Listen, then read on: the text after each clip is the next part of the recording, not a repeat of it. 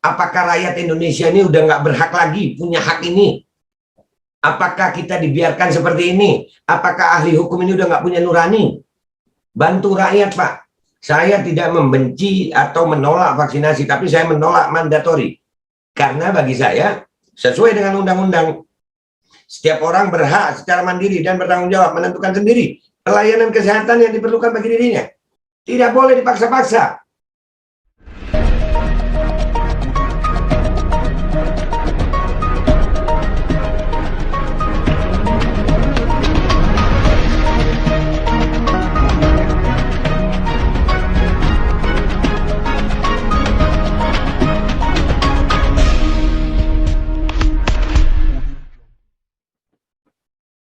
Assalamualaikum warahmatullahi wabarakatuh. Welcome back, selamat datang lagi di channel Babe Aldo bersama gua Babe Aldo yang tetap santuy, tetap bakal sehat, dan jangan lupa ngopi. Bismillahirrahmanirrahim. Alhamdulillahirabbil alamin wassalatu wassalamu ala sayyidil mursalin sayyidina Muhammadin wa ala alihi washabihi ajma'in. Rabbi shrah li sadri wa yassir li amri wa hlul 'uqdatam min lisani yafqahu qawli bi jahin nabi wa alihi. Salam revolusi akhlak, semangat revolusi akhlak. Semoga akhlak kita jadi lebih baik hari ini dibanding yang kemarin. Panjang umur, perjuangan, merdeka, Allahu Akbar. Seperti biasa, jangan lupa nih, Gustul Indi, ramuan herbal yang luar biasa untuk tubuh kita, meningkatkan natural immunity kita untuk melawan infeksi dari zat-zat asing dari luar, khususnya polusi udara yang mengandung PM 2,5, dan itu bisa menyebabkan badai sitokin, ispa, dan macam-macam. Jangan lupa pemesanannya ada di deskripsi, langsung aja di telepon. Dan sekarang kita masuk ke kontennya, guys. Konten gua kali ini adalah tentang bagaimana kita belajar tentang undang-undang kesehatan. Ya, jadi di undang-undang kesehatan itu kita punya banyak hal yang bisa kita perjuangkan di sini. Karena undang-undang ini adalah dasar hukum kita dalam bernegara, ya. Rakyat Indonesia itu juga diatur dalam undang-undang. Makanya kita ini gerakannya bukan gerakan yang melanggar undang-undang, nggak boleh. Makanya kita belajar undang-undang. Ini ada undang-undang, nih undang-undangnya, Undang-Undang nomor 36, ya kita gedein deh. Oke, itu Undang-Undang nomor 36 tahun 2009 tentang kesehatan, ya. Dengan rahmat Tuhan Yang Maha Esa, Presiden Republik Indonesia menimbang, ya, ini keputusan Presiden nih, Bapak dijadikan undang-undang, ya, bahwa kesehatan merupakan hak asasi manusia dan salah satu unsur kesejahteraan yang harus diwujudkan sesuai dengan cita-cita bangsa Indonesia sebagaimana dimaksud dalam Pancasila dan Undang-Undang Dasar Negara Republik Indonesia tahun 1945, bahwa setiap kegiatan dalam upaya untuk memelihara dan meningkatkan derajat kesehatan masyarakat yang setinggi-tingginya dilaksanakan berdasarkan prinsip non diskriminatif, nggak boleh ada diskriminasi, partisipatif, ya, bekerja sama itu, dan berkelanjutan dalam rangka pembentukan sumber daya manusia Indonesia serta peningkatan ketahanan dan daya saing bangsa bagi pembangunan nasional. Bahwa setiap hal yang menyebabkan terjadinya gangguan kesehatan pada masyarakat Indonesia akan menimbulkan kerugian ekonomi yang besar bagi negara. Dan setiap upaya peningkatan derajat kesehatan masyarakat juga berarti investasi bagi pembangunan negara. Bahwa setiap upaya pembangunan harus dilandasi dengan wawasan kesehatan dalam arti pembangunan nasional. Harus memperhatikan kesehatan masyarakat dan merupakan tanggung jawab semua pihak, baik pemerintah maupun masyarakat.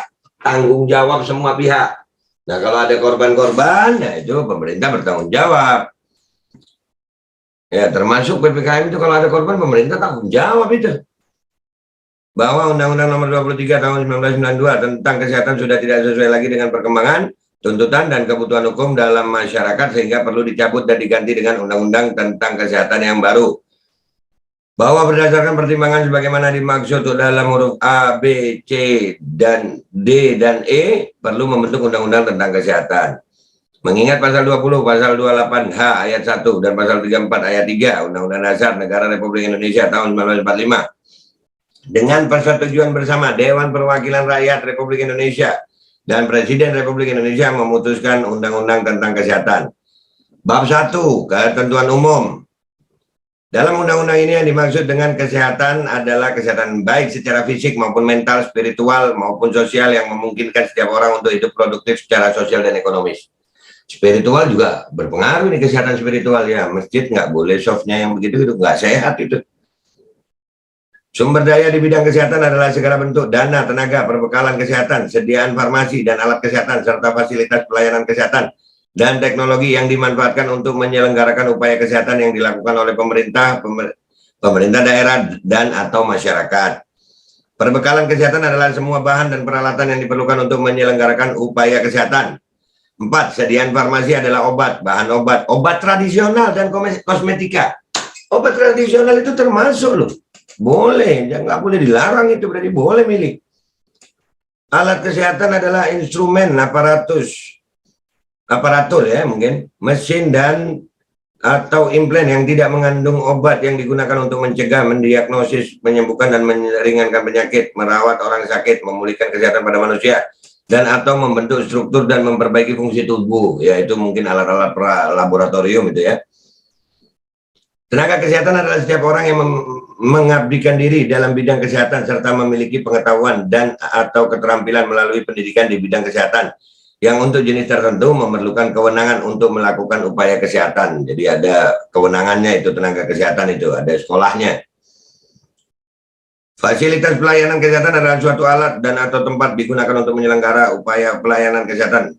Bentar dulu, dari pasal 6 ini, tenaga kesehatan adalah setiap orang yang mengabdikan diri dalam bidang kesehatan serta memiliki pengetahuan dan keterampilan melalui pendidikan di bidang kesehatan yang untuk jenis tertentu memerlukan kewenangan untuk melakukan upaya kesehatan. Nah, Pak RT, Pak RW, itu tenaga kesehatan bukan ya? Kok ikut-ikutan ya? Wah, itu undang-undangnya harus berpendidikan loh. Makanya kalau ketemu Pak RT bilangin aja, Pak, sudah nakes gitu. Karena untuk menjadi tenaga kesehatan itu ada syaratnya itu. Pak RT, sehat. Obat adalah bahan atau paduan bahan, termasuk produk biologi yang digunakan untuk mempengaruhi atau menyelidiki sistem fisiologi atau keadaan patologi dalam rangka penetapan diagnosis, pencegahan, penyembuhan, pemulihan, peningkatan kesehatan, dan kontrasepsi untuk manusia. Obat tradisional adalah bahan atau ramuan bahan yang berupa bahan tumbuhan, bahan hewan, bahan mineral, sediaan sarian, galenik, atau campuran dari bahan tersebut yang secara turun-temurun telah digunakan untuk pengobatan dan dapat diterapkan sesuai dengan norma yang berlaku di masyarakat. Jadi boleh, pengobatan tradisional itu juga diatur sama undang-undang. Teknologi kesehatan adalah segala bentuk alat dan atau metode yang ditujukan untuk membantu menegakkan diagnosa, pencegahan, dan penanganan permasalahan kesehatan manusia. Ini panjang nih ya. Asas dan tujuan. Nah ini pasal 2 nih ya, bab 2, asas dan tujuan. Pembangunan kesehatan diselenggarakan dengan berasaskan pri-kemanusiaan, keseimbangan, manfaat, perlindungan, penghormatan terhadap hak dan kewajiban, keadilan, gender, dan non-diskriminatif, dan norma-norma agama. Nah ini jadi kalau sehat tapi tidak sesuai dengan norma-norma agama juga nggak boleh ya, dan nggak boleh ada diskriminasi di sini. Manfaatnya apa? Nah itu contohnya nih, micinisasi nih, kita nyebutnya micin karena tahu sendirilah bagaimana media sosial ya. Micin itu kan ada sebagian orang yang memang mungkin mengalami efek positif, tapi juga jangan menutup kemungkinan ada yang negatif. Makanya tidak boleh ada pemaksaan. Tidak boleh ada pemaksaan dalam hal micinisasi. Pembangunan, pasal 3, pembangunan kesehatan bertujuan untuk meningkatkan kesadaran, kemauan, dan kemampuan hidup sehat bagi setiap orang agar terwujud derajat kesehatan masyarakat yang setinggi-tingginya sebagai investasi bagi pembangunan sumber daya manusia yang produktif secara sosial dan ekonomis. Ya, bab 3 nih, ini yang paling penting. Hak dan kewajiban. Hak dulu nih, kita hak. Karena kalau kewajiban itu tugasnya, itu nanti kita belajar tentang kewajiban kita ya. Tapi hak kita dulu nih, sebagai rakyat, karena pemerintah itu dipilih oleh rakyat, bukan rakyat dipilih oleh pemerintah. Pemerintah nggak boleh membeda-bedakan rakyat. Rakyat semuanya sama. Nih pasal 4, setiap orang berhak atas kesehatan. Setiap orang berhak atas kesehatan.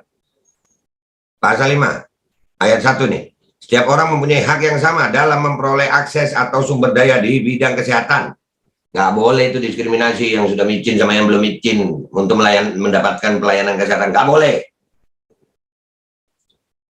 Kalau ada rumah sakit yang begitu berarti melanggar pasal ini.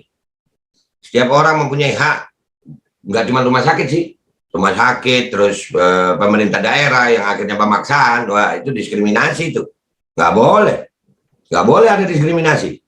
Ini undang-undangnya yang ngomong nih. Kita ngomong sesuai hukum, bukan ngecap. Setiap orang mempunyai hak dalam memperoleh pelayanan kesehatan yang aman, bermutu, dan terjangkau. Aman, bermutu, dan terjangkau. Berapa banyak orang yang dapat jadi korban itu. Contohnya almarhum Trio Fauki, sampai sekarang itu. Sampai sekarang kasusnya masih ngambang. Dan yang lainnya masih banyak. Ini negara, waduh. Yang ketiga, pasal 3. Ayat 3. Setiap orang berhak secara mandiri dan bertanggung jawab menentukan sendiri pelayanan kesehatan yang diperlukan bagi dirinya. Setiap orang berhak secara mandiri dan bertanggung jawab menentukan sendiri pelayanan kesehatan yang diperlukan bagi dirinya. Ini yang paling utama nih, nih, gue blok nih. Nih, lu lihat dah tuh. Setiap orang, nggak boleh ya, setiap orang nggak boleh dibeda-bedain. Berhak secara mandiri dan bertanggung jawab menentukan sendiri pelayanan kesehatan yang diperlukan bagi dirinya. Nggak boleh dipaksa-paksa, nggak boleh ada pemaksaan, nggak boleh ada diskriminasi, nggak boleh ada intimidasi. Jadi buat rakyat Indonesia yang merasa didiskriminasi dan diintimidasi oleh petugas-petugas tersebut telah melanggar undang-undang. Dan gue mengajak dari video ini, para ahli hukum, tokoh-tokoh masyarakat ahli hukum, tolong lihat ini. Apakah rakyat Indonesia ini udah nggak berhak lagi punya hak ini? Apakah kita dibiarkan seperti ini? Apakah ahli hukum ini udah nggak punya nurani? Bantu rakyat, Pak. Saya tidak membenci atau menolak vaksinasi, tapi saya menolak mandatori.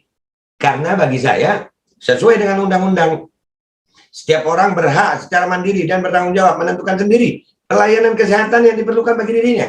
Tidak boleh dipaksa-paksa. Dan ini bahaya. Ini rakyat kesian. Jangan lagi rakyat jadi korban. Berapa banyak sudah. Baik korban yang mau bersuara, korban yang ketahuan, ataupun korban yang dalam ketakutan. Jadi minta maaf saya. Ini manusia ini hak ketuhanannya pun ini sudah diambil sekarang ini gara-gara begini nih. Gara-gara pandemi ini, gara-gara micin ini, bahkan ya Allah, keimanan kita terhadap kesehatan kita pun itu udah hilang. Hak kita ini secara mandiri dan bertanggung jawab itu termasuk keimanan. Ada orang yang beriman bahwasanya sakit itu sebagai penghapus dosa, mereka menikmati sakitnya. Ada. Dan itu hak mereka, nggak boleh kita untuk mengganggu itu. Ada yang beriman dengan contohnya pakai kucul hindi, ramuan herbal, ada yang cuma dipijit, ada yang kerokan, ada yang minum air putih banyak-banyak, ada yang pakai garam Himalaya. Lah itu kan keimanan itu, keyakinan seseorang. Dan itu dijamin oleh undang-undang. Kesehatan diri kita itu hak kita untuk memilih obat yang mana. Kita nggak boleh dipaksa-paksa. Ini udah menyangkut, kalau ngelihatnya begini, ini udah menyangkut keimanan. Ya, kalian bisa search ini, kalian bisa search undang-undangnya ini. Dan ini gue mau bahas nih terakhir nih, bahwasannya keimanan itu penting dalam kesehatan. Dan itu yang mau diambil oleh aturan-aturan kebijakan sekarang. Baik itu yang mandatori itu, mandatori micin, ini sangat melanggar undang-undang. Hak seorang manusia dalam menentukan kesehatan yang dijamin oleh undang-undang ini sekarang udah berubah nih. Dipaksa kita nggak boleh beriman dengan pengobatan yang kita yakini gitu. Indonesia ini adalah negara yang berketuhanan, yang Maha Esa, demokrasi yang Pancasila. Sering gue ngomong ini, berbeda agama, kita itu bisa toleransi. Tapi berbeda masalah pengobatan untuk masalah pandemi sekarang, gara-gara micinisasi ini, beda vaksinasi, itu bisa menimbulkan diskriminasi dan intimidasi. Dan ini melanggar undang-undang. Melanggar undang-undang. Ini ulama-ulama mana? Nggak ngelihat, ulama-ulamanya asik juga sih ya. Apa nggak ngelihat nih ulama, ya Allah. Ahli hukum mana nih, ahli hukum? Kita ini hidup pakai undang-undang apa kagak sih? Kalau kita ini nggak boleh melanggar undang-undang lah. Yang terjadi sekarang ini melanggar undang-undang apa enggak? Sampai keimanan kita terhadap obat. Kita yakin obat ini yang bagus. Selama ini nggak pernah ada mandatory begini nih. Padahal dulu-dulu penyakit juga banyak. Kenapa harus ada mandatory? Ini yang kita harus rubah dong. Tolong dong, tokoh nasional, ahli hukum. Kemana kalian? Rakyat Indonesia ini memerlukan kalian. Kita dijamin sama undang-undang. Nggak boleh ada pemaksaan. Jangan gara-gara keimanan nih. Rakyat Indonesia, ya Allah. Sekarang ini sampai ada yang bilang apa? Iya, nggak usah jauh-jauh masker katanya. Masker harga mati, nggak bisa masker, nggak pakai masker bisa mati. Itu dari mana imannya itu? Dari mana? Helm itu lebih utama daripada masker. Sabuk pengaman itu lebih. Tapi nggak pernah ada yang bilang begitu ya. Nggak sampai dimandatorikan yang seperti ini, itu dipaksakan. Logikanya seperti ini, ya Allah, makan ikan aja alergi itu ada kok, apalagi micin. Dan yang jadi masalah hak manusia di Indonesia ini, apakah ini hilang begitu aja? Komnas HAM mana nih? Komnas HAM masih bisa diharap nggak sih? Ini tokoh-tokoh bangsa yang ngerti hukum masih bisa diharap apa nggak sini? Anggota dewan masih bisa diharap apa nggak sini? Atau rakyat harus berjuang sendiri untuk masalah ini? Kami nggak melanggar hukum ini. Kami nggak melanggar hukum. Kami dijamin oleh undang-undang. Kami hidup di Indonesia yang memang demokrasi, yang Pancasila, yang sesuai dengan undang-undang yang berlaku. Ini keadaan sekarang. Keimanan kita terhadap kesehatan aja, terhadap sebuah obat, keyakinan kita itu udah diatur sama mereka. Dipaksa sama mereka. Orang yang percaya micin itu bisa menyehatkan, silakan. Yang nggak percaya, jangan ada diskriminasi di situ. Jangan diintimidasi, datang ke rumah-rumah dengan seragam lengkap. Kalau nggak micin begini, kalau nggak micin, itu melanggar undang-undang, Pak. Itu melanggar undang-undang itu. Kita ini dijamin sama undang-undang. Dan ini kita harus bersuara. Saya mengajak tokoh-tokoh nasional, ayo dong, bantu rakyat ini. Negeri ini sedang tidak baik-baik saja. Keadaannya seperti ini, di lapangan pun seperti ini. Banyak aduan-aduan masyarakat ini. Ya mudah-mudahan lah video gua kali ini ya juga insya Allah tetap bisa memberi edukasi kepada rakyat Indonesia. Dan bisa mengajak tokoh-tokoh bangsa yang mengerti hukum, yang memahami hukum. Hukum harus ditegakkan seadil-adilnya.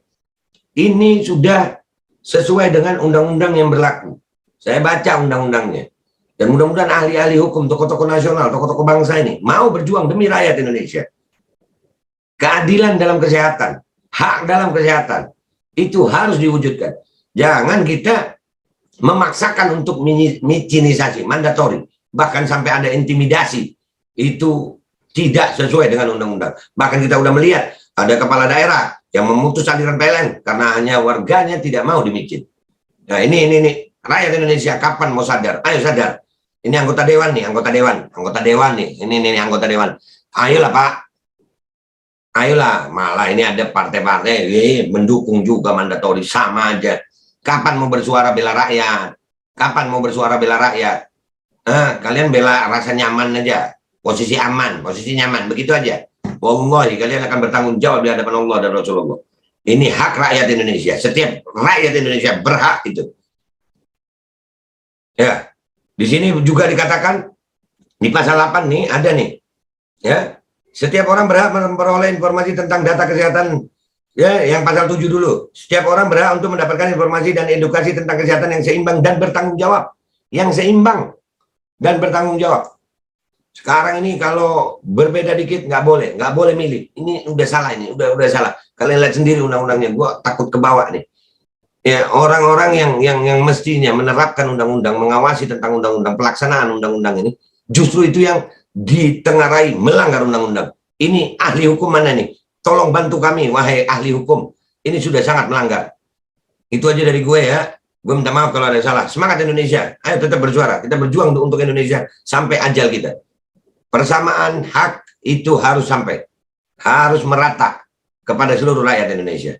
Gue minta maaf Assalamualaikum warahmatullahi wabarakatuh. Semangat Indonesia. Ahli hukum, anggota dewan, jangan diem aja lu.